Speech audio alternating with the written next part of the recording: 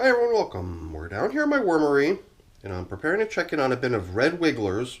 I should have known right away when I started the video last time. I referred to these as my mixed red worms, and they're not even that population. This population of worms are red wigglers, and then I proceeded to make a whole bunch of other mistakes, and it was prompted by me thinking that I could come down here with no written information about the system and just recite facts and figures about the bin from memory, and I was about a 50-50. I was half on right of them, and I was totally wrong on the other half of them. So I'm not going to try that again. I did come down prepared with some information about this system to share with you once it's up on the bench.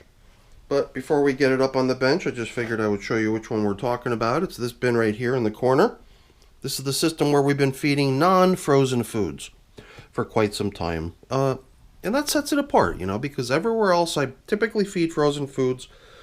But in there, for more than 10 feedings now, we're feeding non-frozen foods. And I've got more of that sort of stuff on the ready to give them today. So let's get it up on the bench and get them fed. The non-frozen assortment is cucumber is the damp, juicy stuff and has been going bad. In fact, this is the other half of the cucumber that had been gone so bad on one end of it that it became worm food, and at this point this other end of it that remained uneaten has caught up and is also now worm food. There's some crackers in here, day's worth of coffee. I've also got my worm chow. I got my grit. Got a few things to include. With this paper on top, we're not forcing the recirculation of moisture like we do when we're covered with plastic. Any moisture that would try to escape does in large part, I guess, go through the newspaper because the surface out here is pretty dry. Having only a newspaper covering definitely didn't guard it from drying off. But, in a system like this, one that's now, let me get the facts out before I start messing them up again. A system like this, which is now... let's see, I put the system age all the way down here. Usually I start out with that sort of primary information. 23 weeks old, 161 days in service now. And I think a little correction to what I said earlier. Once we feed today, the 11th feeding will put us into the over 10 feedings unfrozen. I think I said something a little bit incorrect earlier about it. But 13 feedings overall, where the first couple feedings were not frozen foods. So, I still got springtails. I think we theorized during the last video that perhaps allowing things to get a little bit dry here would result in fewer springtails, but it does seem like you don't have to go very deep to get to material that's damp enough for them to be comfortable. And that's still kind of above where the foods are. I do already see part of an older item that had been fed a long time ago and is gradually getting whittled down by the worms. A stalk of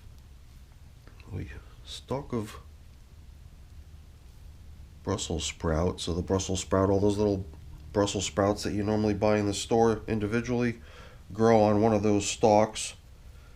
This tomato I see here was definitely part of the last feeding. Was fed unfrozen, and it was pretty much intact. There was no problem with it. So the skin was not broken yet. So I put an intentional rupture into the skin of the tomato to allow worms access to it. And this, I believe, is part of the one that went to bits quite a while ago, pretty quickly, compared to this one that's really holding out good. This is a chunk of gourd. Goes back many feedings. Sort of like the Brussels sprout stem. I did observe a good bit of moisture, which led us to covering with paper instead of plastic last time. Up until then, it was a plastic covered system. And I thought that if by chance things would still be so damp that I would want to further help drying besides just removing the plastic and giving it some opportunity to air out, I thought maybe I would come in here with dry bedding. I mean, I have a mix of it here. It's got no moisture like my typical prepared bedding. My prepared bedding also has bits of leaves in it. This is just cardboard and paper dry. And I thought that perhaps if the system appeared as if it might benefit from a little bit of additional helped drying, I would use that. But I'm getting the sense that just by being uncovered, well, not uncovered, there's newspaper there, but in a way it is kind of a flimsy covering, you got to admit. And I did wonder, but I think everything's really nice as far as moisture goes. Obviously the top surface not so much because it dries from being exposed to air and easy environment for drying and evaporation. Leftovers are just these things that are going to continue to show up. Well, the tomato won't be around as long as the Brussels sprout stalk or this chunk of gourd. Those will go, but the gourd and stem will continue to be in here for a little while longer for us to check in on. And I think it's time to give them their not frozen meal. And you know what? I figured as long as this is the bedding that's right there within reach, I do worry about this possibly sending things into a slightly dry environment, and I hope that doesn't happen. After all, I mean, this cucumber brings with it a fairly large quantity of dampness and moisture content, and hopefully there's a good balance there, These are going in dry too, these crackers. These somehow I feel might still be here next time we come back to feed these little guys again. And one thing we usually include when we give them yummy coffee is a little bit of worm chow. You know what, let's make sure we put the old feeding zone indicator to some good use too as bedding down here in the feeding, because before we backfill there's also the matter of getting in the old stuff too. Sometimes I get so caught up in giving them their nice new stuff that the old stuff just ends up abandoned and out on the surface. And then I realize a little bit late in the game that it's better to have it right down there, covered up. So you know what?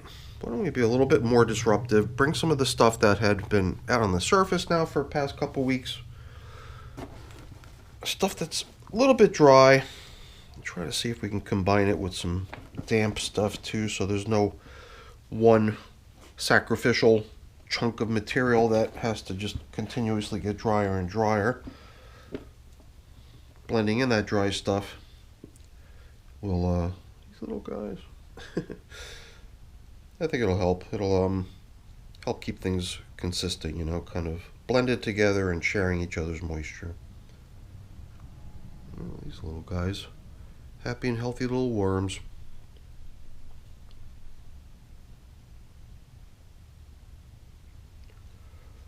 Alright, I think we got this side pretty well done. Let's give this side a little stir and then we'll be finished here.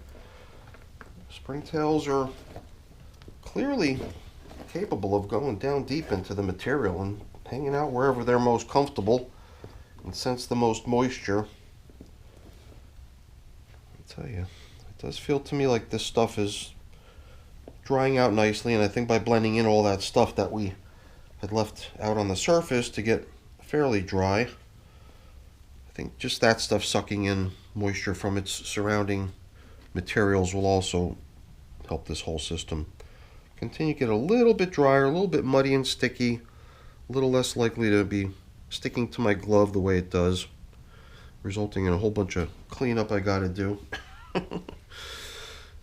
Yeah, I like my material in my bins to be a little bit more flowing, so that's where I'm heading with this system right here. So hopefully you enjoyed our little check-in. There's not much more to be done here other than me getting things cleaned up and put away, but I'm not going to waste your time with that. Before I go really quick, let me just say thank you. Thank you so much for watching. Hopefully you enjoyed the video. If you did, as always, please don't forget to leave me a quick thumbs up before you go. That's always very much appreciated. And if you haven't done so already, please also consider subscribing to the channel. That's very much appreciated as well. All right, everyone. Thanks for watching. Have a great day. Bye now.